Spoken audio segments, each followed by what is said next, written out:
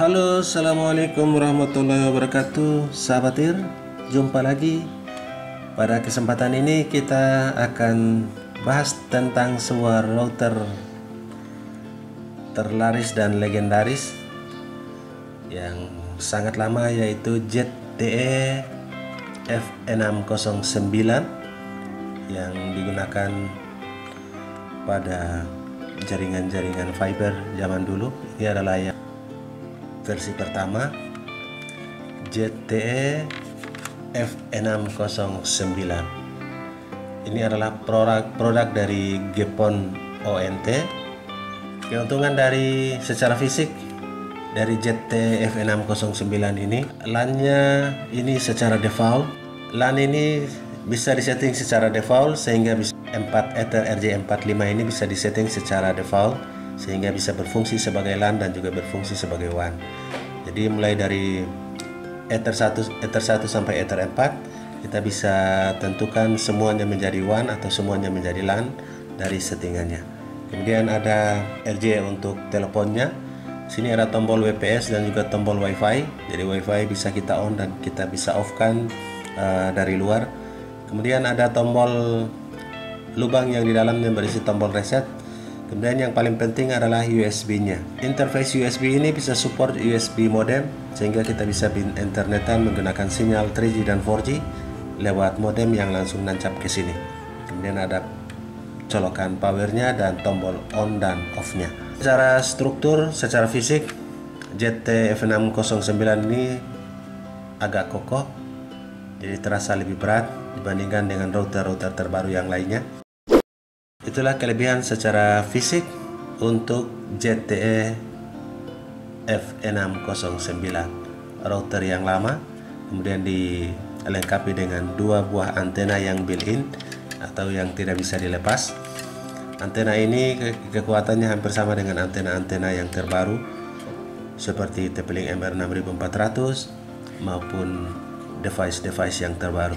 Punya kekuatan dengan jarak pancar sekitar 10 sampai 15 meter. Oke sahabat IR, kita akan lihat menu-menunya serta fitur-fitur yang sangat banyak yang kita bisa setting sesuai dengan kebutuhan kita. Oke, simak terus.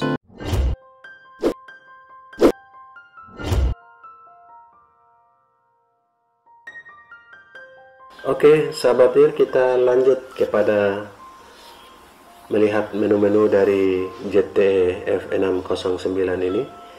Kita sudah di handphone saat ini, sudah terkoneksi dengan nama WiFi nya yang kita sudah beri nama Algi 609. Kita langsung menggunakan aplikasi hotspot untuk login ke dashboardnya, yaitu hotspot login. Aplikasi hotspot login jika belum melakukan instalasi silahkan diinstal.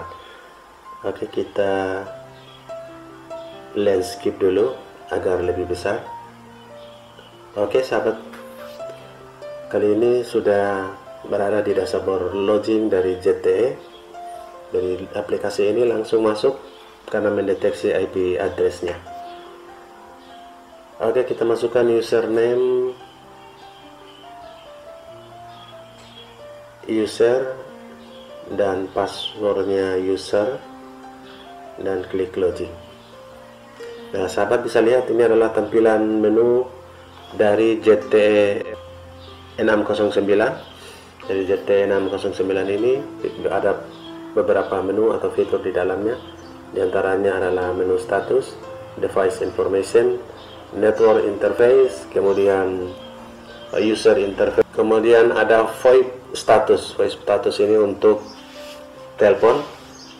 Lanjut di menu networking, menu aplikasi, menu autentikasi, menu administrasi, dan menu help. Jadi sahabat bisa lihat menu-menu yang sudah sangat lengkap pada ZTE F609 ini. Oke sahabat, pada device informasi ini kita akan memperoleh informasi-informasi dari device, termasuk serial numbernya, versinya, kemudian software versinya, dan juga bootloader versi. Jadi semua ada informasi di sini. Kemudian kita masuk ke network interface.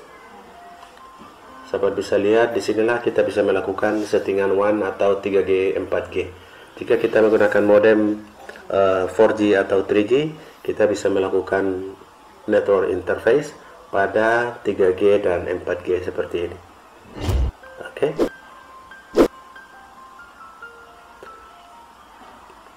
Ini karena belum terkoneksi dengan modem, sehingga masih no connection available.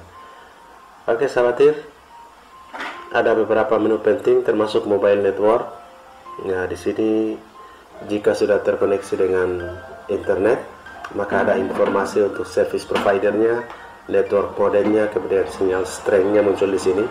Sinyal strength, email, dan dongle tipenya seperti apa. Dari tipe dongle modemnya seperti apa muncul di sini. Kita lanjut kepada user interface. Nah, user interface ini menggambarkan channelnya, channel berapa. Ini adalah settingan untuk informasi untuk channelnya. Jadi kita menggunakan channel width berapa, misalnya channel 1 sampai 13 pada band 2,4 GHz. Kemudian ada menu USB, menu Ethernet juga bisa ada di sini. Ini adalah status yang memberikan informasi kepada kita. Kemudian lanjut kepada networking, ini yang paling penting. Menu network ini mulai dari wireless modenya, kita harus enable atau kita disable. Jadi wireless mode di sini. Nah, sahabat bisa lihat, kita bisa disable wirelessnya, berarti WiFi dari routernya akan tidak muncul. Misalkan kita menggunakan access point atau kita masuk ke jalur MikroTik access point, maka wireless RF modenya kita bisa disable dan tidak muncul nama WiFi pada router ZTE F609 ini. Nah, ini settingan modenya seperti mode N only, G only, B only, ada juga G dan N only. Nah, untuk jangkauan yang lebih besar, kapasitas yang lebih besar, kita bisa melakukan setting N only sehingga di atas 600 Mbps. Jika status langganan atau kapasitas dari internet kita besar, kita akan menggunakan N only dengan kapasitas yang besar dan bisa menunjang untuk performa WiFi kita. Kemudian bandnya ini kenapa 20? Di sini kita bisa lihat bandwidthnya. Ada router lain menyebut sebagai channel width-nya. Di sini ada auto, ada 20 MHz dan ada 40 MHz. Kita set pada 20 MHz agar pancarannya sedikit jauh sesuai dengan full atau full pancarannya. Jika kita set pada 40, maka pancarannya sedikit melebar dan pendek, tidak jauh. Jadi kita karena hanya satu lantai di rumah, jika rumah 2 lantai, kita bisa set untuk 40 MHz untuk pancarannya melebar ke atas dan ke bawah. Oke, itu informasi untuk bandwidthnya. Kemudian channelnya. Nah, channel ini 1 sampai 11. Ini settingan Indonesia 1 sampai 11. Jika kita pindah ke region atau negara seperti Cina, maka 1 sampai 13. Ini yang bisa diakali atau bisa dimodifikasi. Dan sahabat, yang paling penting juga adalah RTS threshold. RTS threshold ini kita setting pada angka rendah 1 sampai 10 agar terjadi dari transmit datanya. Jadi semakin kecil request untuk transfer datanya semakin sering, sehingga router bekerja dengan maksimal, dan detim intervalnya juga kita tempatkan pada angka 1. Ini untuk meningkatkan performa atau mencegah router sering terjadi terputus koneksi atau diskoneksi atau RTO. Sahabat, kita lanjut ke SSID setting. Ya, sahabat bisa lihat SSID setting ini kita bisa membuat 4 SSID sekaligus dalam router ZTE F609 ini. Kemudian kita bisa hidupkan, hid atau menyimpan atau menampakkan. Kemudian maksimum klien ini support sampai 32 user bersamaan. Kita bisa menempatkan, misalkan di keluarga hanya 5 orang, Anda bisa menempatkan 5 orang saja atau 5 klien saja pada pemakaian di rumah. Ini sekaligus membatasi user untuk dipakai. Oke, kemudian menu security. Menu security ini kita bisa membuat keamanan atau password dari WiFi. Kemudian kita kontrol akses kontrol ini untuk mengontrol pengguna yang menggunakan nama WiFi kita.